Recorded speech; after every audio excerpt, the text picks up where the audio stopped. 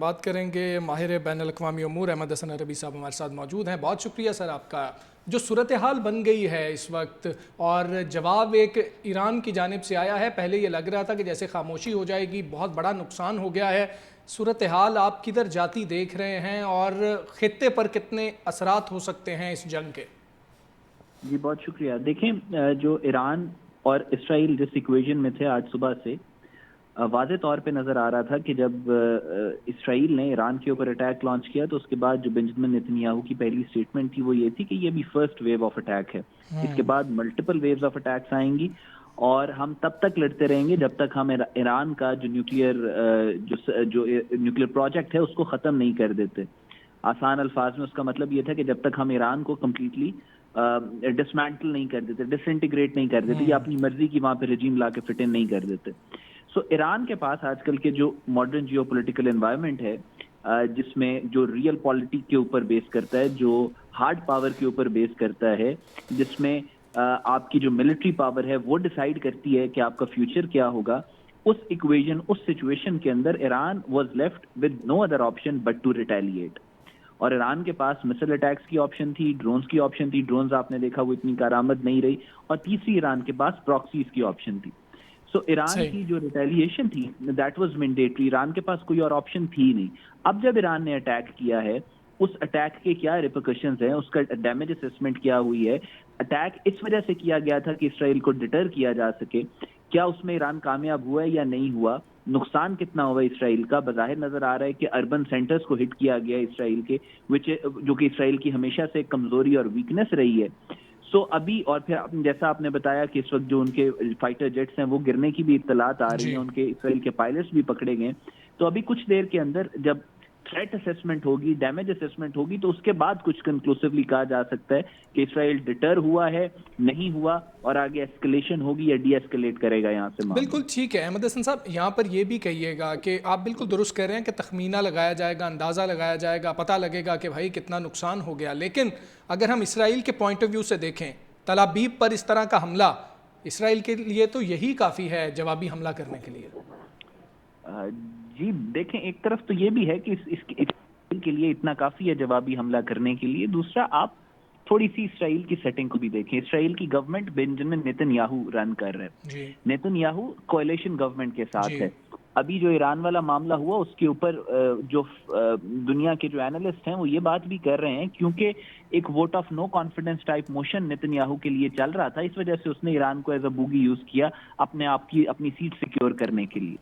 تو وہ ایک ویک گورنمنٹ ہے اسرائیل کے اندر. دوسری، اسرائیل کے اندر جو یہودی ہیں وہ پورے یورپ سے اسرائیل میں آ کے ان کو لا کے صحرا میں آباد کیا گیا ایک گریٹر اسرائیل کے پروجیکٹ کے تحت. ان کو لگژریز دی گئی یہاں پہ.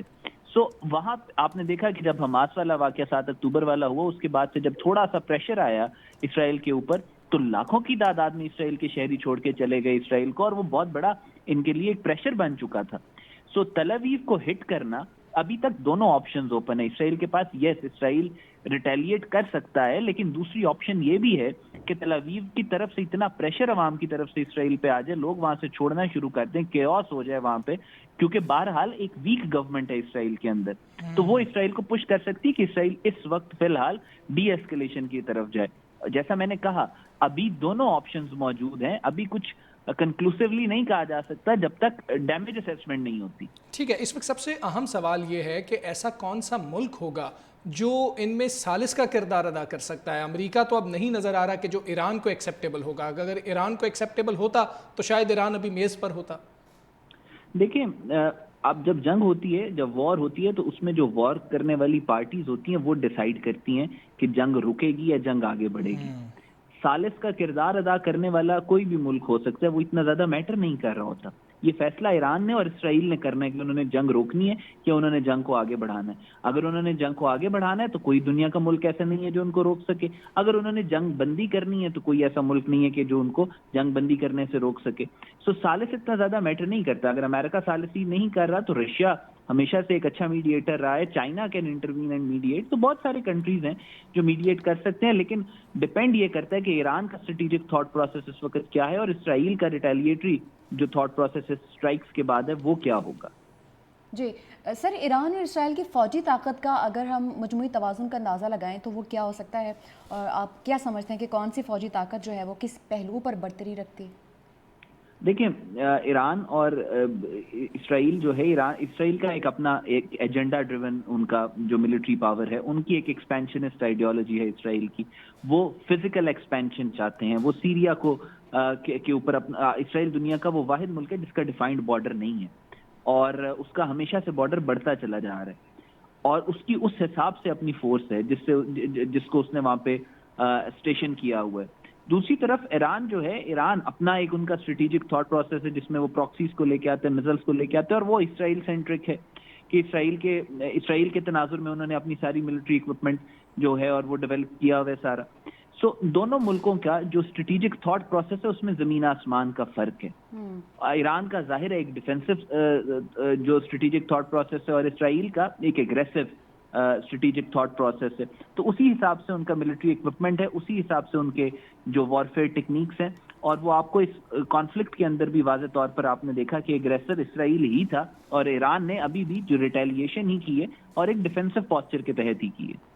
بالکل ٹھیک ہے سر. ایک اور امپورٹنٹ چیز ہے کہ ہم یہ دیکھ رہے ہیں کہ معاملہ اس طرف جا رہا ہے کہ اسرائیل یا امریکہ یہ چاہتے ہیں کہ 1979 سے پہلے کا ایسا ماڈل ہو جو ان کو سوٹ کرتا ہو، اور ایران کے اندر بالکل جو وہاں پر نظام ہے اس کو تبدیل کر دیا جائے. موجودہ دور کے تناظر میں آپ سمجھتے ہیں کہ ایسا ممکن ہو سکتا ہے؟ اس کے امکانات بہرحال موجود ہیں. جی دیکھیں، اس میں کوئی ڈاؤٹ نہیں ہے کہ اس کے امکانات موجود ہیں.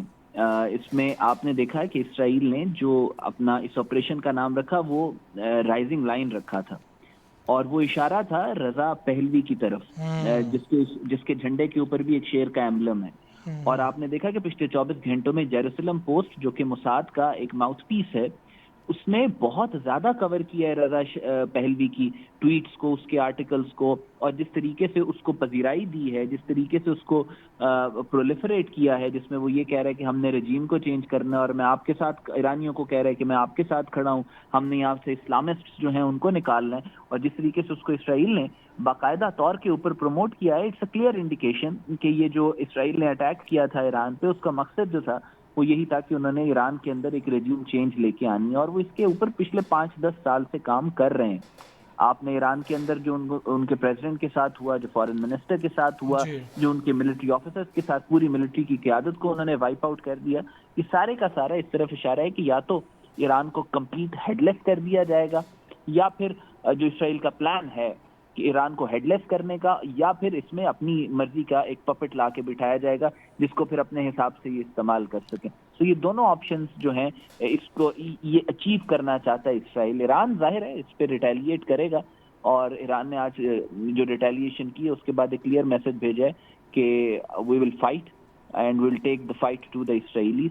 لیکن ابھی اس ریٹیلیشن کا کیا امپیکٹ ہوگا وہ آنے والے چند گھنٹوں میں پتہ چلے.